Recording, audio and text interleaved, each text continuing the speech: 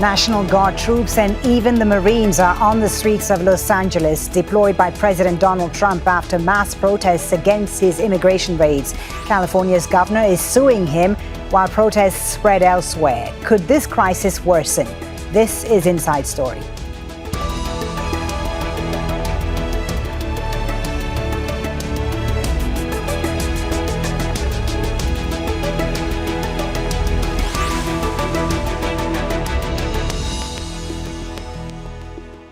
Hello and welcome to the program. I'm Folly Thibault. US President Donald Trump has made immigration a huge part of his domestic agenda. His federal agents have stepped up their raids on homes, workplaces, schools and other areas in recent weeks. But what's happened in California in the last few days seems to have brought the crackdown to a new level. Trump has deployed National Guard troops and US Marines despite the objections of the state governor. In response, California has launched a lawsuit. Meanwhile, the protests are spreading to other cities. Supporters of the president have welcomed the raids, saying they're long overdue, while opponents accuse Trump of authoritarian tactics and creating chaos. So how significant are these events in California?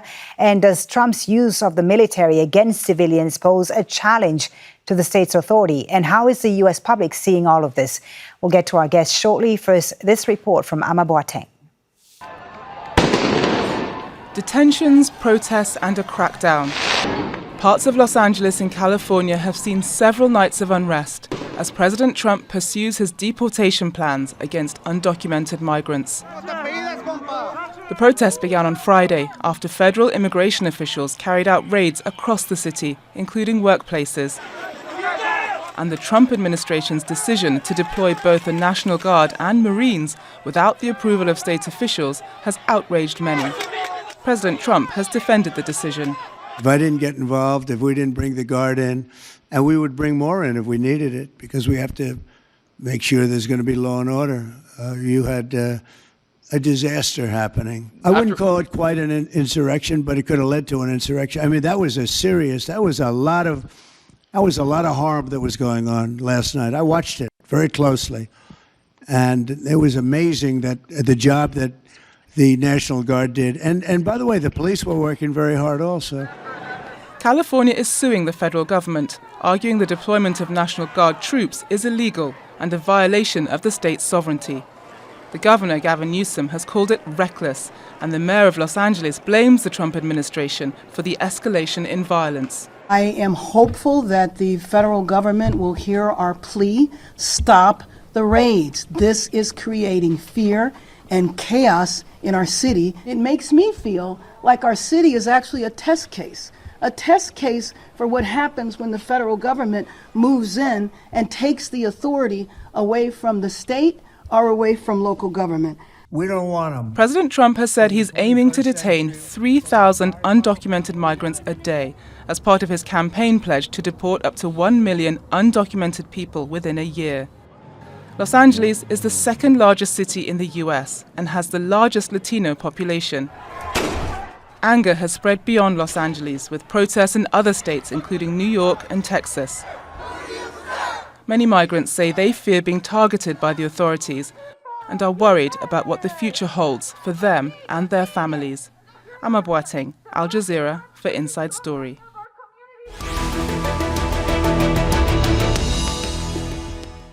Let's bring in our guests now. They're all joining us from the United States. In Los Angeles is Peter Eliasberg, who's chief counsel at the American Civil Liberties Union of Southern California. In Philadelphia, Claire Finkelstein, a professor of law at the University of Pennsylvania. And in Washington, D.C., Mark Pfeifle, a Republican strategist, founder and president of Off the Record Strategies. A warm welcome to you all. Thank you so much for joining us. Peter, let me start with you in Los Angeles. Can you give us a sense of the mood on the ground? What are people saying? Are they afraid? Are they defiant or indifferent to the military buildup? Well, I think there's both fear and defiance, and they're very angry because what the president has done is unprecedented. This is the first time in 65 years the president has set a National Guard over the objection of the governor and local officials. And What we're seeing, which is so troubling, is he claims to want to restore law and order, but this is a man who didn't want to send out the National Guard on January 6th. So it's a little hard to take that claim seriously. But the other thing is what we're seeing is many video reports, and I've done interviews with people where the greatest force and violence is being actually meted out by federal officers, people shooting tear gas canisters at people's heads and things like that. So this is not an effort to restore law and order. This is an effort to further his political agenda. And there is a lot of anger about it. Yeah. Peter, Kristi Noem, the Homeland Secretary, has said that the demonstrations in Los Angeles were being paid, the demonstrators rather, were being paid, and that the protests are, in her words, an operation professionally done. What do you respond to that? It's preposterous. I've been a First Amendment lawyer for 30 years. I work with protesters all the time. The government continually trots out this claim. Where is the money coming from? Who's getting paid? It's absurd on its face, the claims that the government makes about paid protesters. All right, Mark, let me come to you in Washington, D.C. President Trump promised to restore law and order and crack down on illegal immigration. Would you say that what we're seeing in Los Angeles now is him delivering on that promise, or has he gone too far? I think what Mr. Trump does is an almost unprecedented campaign of taking a machete to where a scalpel is appropriate to this challenge, and avoiding any type of a bipartisan compromise, as pretty much every president and many people on both political parties have done since my service in government during the Bush administration. We wanted a deal as well. At the end of George Bush's administration, of course, it was not approved. A group of 8 came in 2013, an attempt to bring a bipartisan compromise. That was shot down then, mostly by Republicans. In my time in office, it was Democrats. And then we have Biden's last year in office, in which he was unpopular. We're in the middle of a presidential campaign. And then the Democrats decided, you know what? We need to come up with a compromise solution. They brought in a really respected and hardworking Republican senator by the name of Langsford from Oklahoma. And that was a failure as well. Who's winning in this process is the cartels. They are becoming rich. They are reaping in billions of dollars off of the inaction and the inability of America's political leaders to come together for a compromise. Let me ask you this. You say this chaos, Mark, is a result of years of bipartisan failure on immigration. But does the military-style response by the Trump administration really help fix that? I mean, don't you think it's a bridge too far to send in the Marines? Oh, absolutely. I think it's bringing in a machete for when what you need is a surgical operation to take the bad elements of the immigration, the illegal immigrants who are creating the human trafficking, who are running fentanyl and other drugs into this country, and who are creating serious crimes and difficulties for our society. Those are the people that need to be removed. And if the challenge is that when these cities become sanctuary cities in many cases, and I believe that every community has a right to operate in the way that it sees fit. But when they are a sanctuary city, that means that ICE agents and other federal authorities have to go into the communities directly without the help and support of local law enforcement. And that means that they round up pretty much whoever they find who is an illegal alien because they do not have an active visa or other legal papers, and they deport them. And that's where the struggle is in these communities. If they worked hand in hand with law enforcement, they would have the ability to then go in and work with them to take the bad elements of that part out and remove them. But we don't have that because of that ineffective leadership across our political spectrum.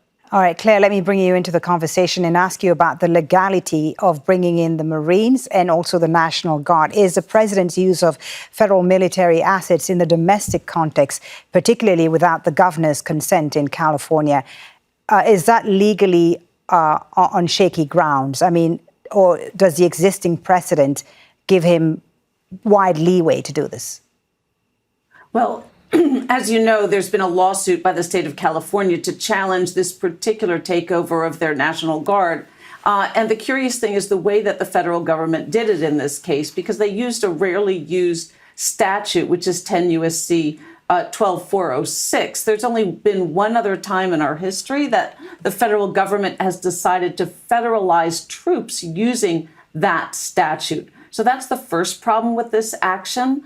And California is alleging that that statute does not authorize this particular takeover because there needs to be a rebellion on the ground in California in order for the president to have the right to federalize troops in this case. And arguably what's gone on in California to now does not meet that standard. The second problem with the particular use of 12406 is that the troops were supposed to be run through the governor. According to that statute, it was supposed to be done and the troops dispatched in coordination with the governor, and that didn't happen in this case. And even the president's own order, executive order through which the initial troops were dispatched, made reference to coordination with the governor, and that didn't happen. So California is alleging that it's an illegal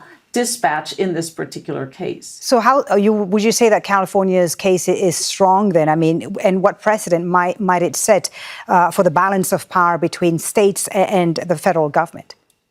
I think California does have a pretty good case. The only precedent is during the Nixon era, when Nixon used 12406 to dispatch the mail to call in to federalize National Guard in order to make sure that the mail was being delivered during a postal strike. So it's a little curious that the federal government decided to proceed this way, because the usual way might have been the Insurrection Act. And ironically, Trump would have been on stronger ground probably had he invoked the Insurrection Act.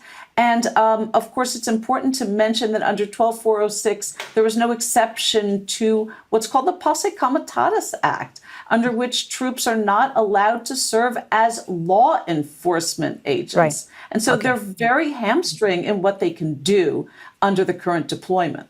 Peter, what's your legal assessment of Governor Newsom's lawsuit? Could it realistically prevent federal troop deployments in the future, or is this merely symbolic right now? Well, there's not a lot of precedent interpreting these statutes, but I do think the governor's got a strong legal position. But I think more importantly, we really have to ask ourselves, why is this happening?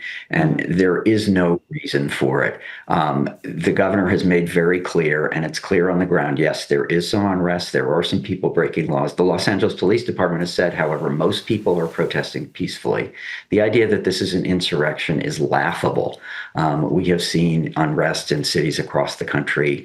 Local law enforcement has training to handle that. That's not what military troops do. And the idea that the Marines, whose job is to kill people, are being brought in to address this situation is a very frightening possibility. And I worry that really what's happening here is that the federal government is taking steps that will make this far worse, not better. The idea of President Trump restoring law and order is, as I said, laughable. This is a man who thought January 6th was a day of love.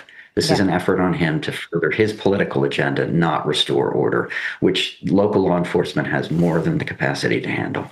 Mark, what do you respond to that? Peter asks a very important question. Why is this happening now? I mean, President Trump has long talked about using military force on domestic soil to crush protests or riots. He didn't do it in his first term. Why is he doing it now? What's different?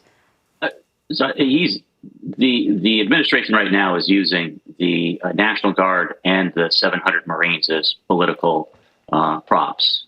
As I think, as the other two guests rightly said, there's very little they can do. They're essentially doing traffic or maybe some other tasks that are non-law enforcement type activities. Mr. Trump is going into a very difficult, strange waters. In my time in working in the government, we did try and move National Guard and other assets into, for example, New Orleans during Hurricane Katrina. And when the then governor of Louisiana and the mayor rejected that idea, the chaos happened. So there is now, it's much difficult from a protest to a natural disaster, of course, an extreme difference. But that precedent of moving military people in is very disconcerting and I think quite troubling.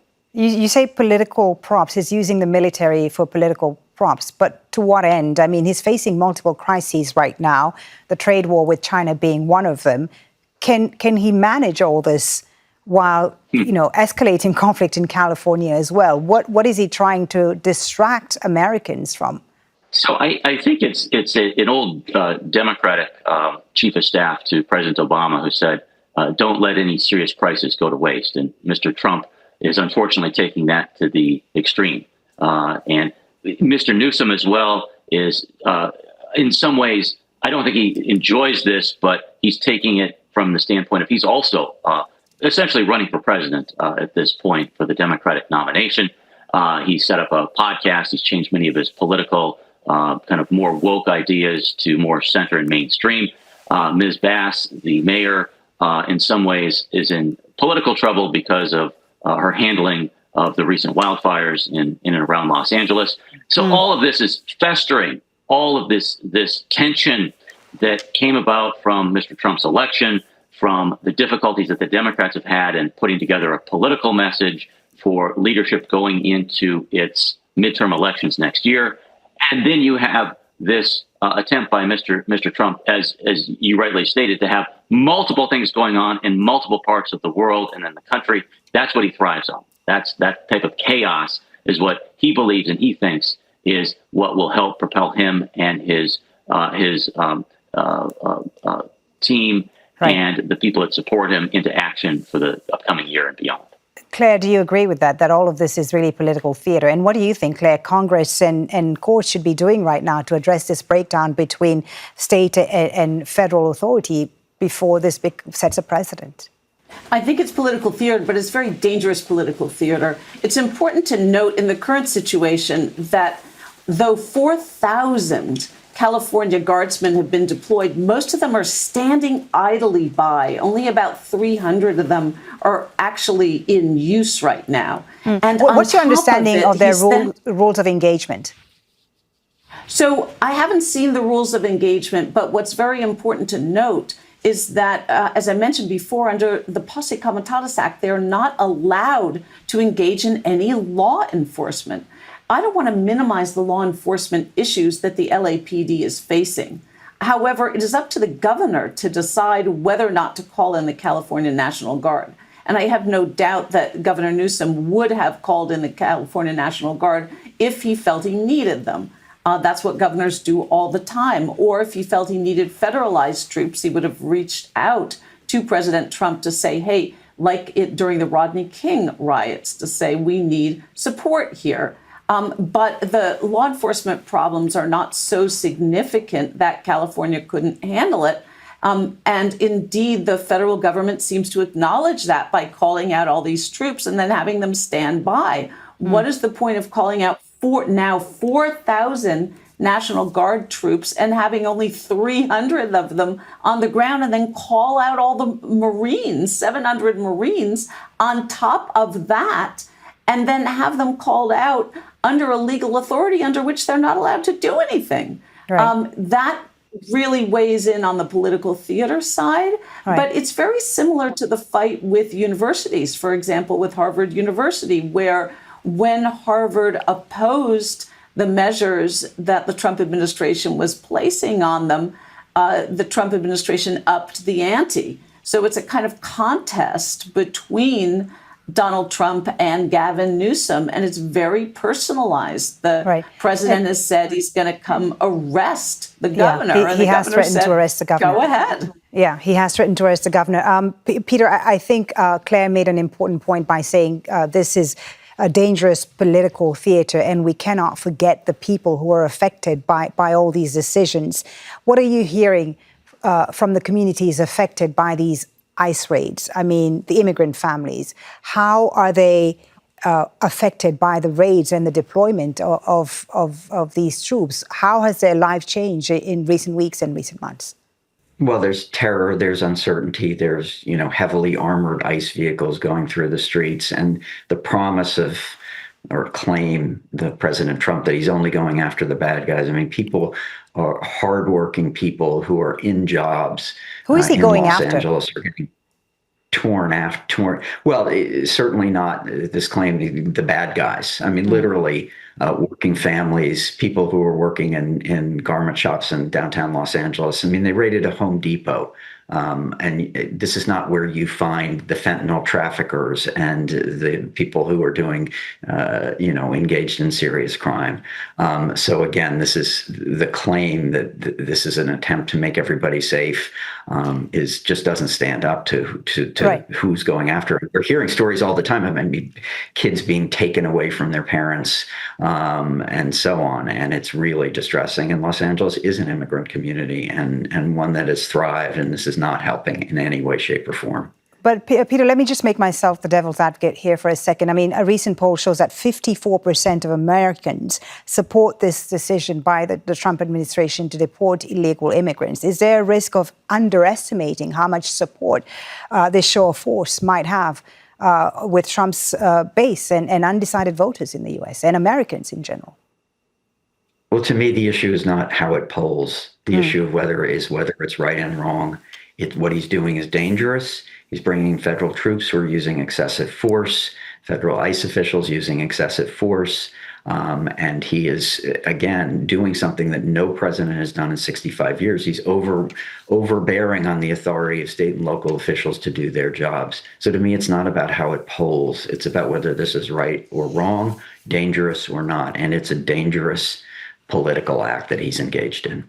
All right. Do you think, Peter, Mark, that the administration is concerned at all by this, that this might actually, this heavy-handed response could alienate people and lead to further opposition to President Trump from, all segments of American society on other issues as well?